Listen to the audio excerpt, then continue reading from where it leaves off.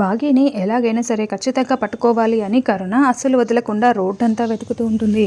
అక్కడ నిలబడి ఉన్న ట్రాఫిక్ కానిస్టేబుల్ దగ్గరికి వచ్చి, జర కాసేపటి ముందర ఒక లేడీ గిట్లనే వెళ్ళింది. అది మీ సీసీటీవీ ఫుటేజ్లో మొత్తం క్యాప్చర్ అయి ఉంటుంది కదా, ఒక్కసారి ఆ ఫుటేజ్ చూపిస్తారా ప్లీజ్ అని కరుణ అడుగుతూ రిక్వెస్ట్ చేస్తూ ఉంటుంది. సరే చూపిస్తాను అని ఆ కానిస్టేబుల్ చూపిస్తూ ఉంటాడు. అయ్యో ఇది చూసేస్తుంది అని బాగి దాక్కొని చాలా కంగారు పడుతూ ఉంటుంది. అతని ట్యాబ్లో ఉన్న సీసీటీవీ ఫుటేజ్లో బాగి రికార్డ్ అయిపోయి ఉంటుంది. కూరగాయల బ్యాగ్ పట్టుకొని రోడ్డు దాటుతూ ఉంటే ఆ ఫుటేజ్ కనపడడంతో, ఆగండి ఆగండి దీన్ని కాస్త జూమ్ చేసి చూపించండి అని కరుణ అడుగుతూ ఉంటుంది. ఇక జూమ్ చేయగానే అక్కడ బాగీనే వెళ్తుందని కరుణ కన్ఫర్మ్ చేసేసుకుంటుంది.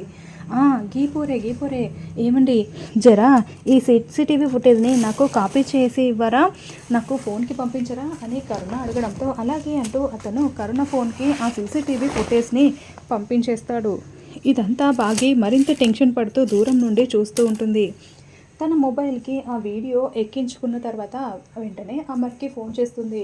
గిందాకిట్లా నేను బాగిని చూసినానంటే మీరు నమ్మలే కదా, జర కాసేపట్లో మీకు ఒకటి చూపిస్తాను, అప్పుడు నేనేంటో మీకు అర్థమవుతుంది అని అమర్కి ఫోన్లో చెప్తూ ఉంటే అమర్ చాలా షాకింగ్గా వింటూ ఉంటాడు.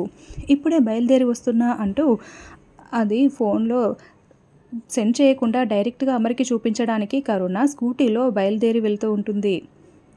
ఎలాగైనా సరే కరుణని ఆపాలని బాగి ఆటోలో కరుణని ఫాలో అవుతూ ఉంటుంది. ఇంకోవైపు కరుణ చెప్పిన మాటల్ని పదే పదే తలుచుకుంటూ అమర్ కరుణ కోసం ఎదురు చూస్తూ వెయిట్ చేస్తూ ఉంటాడు.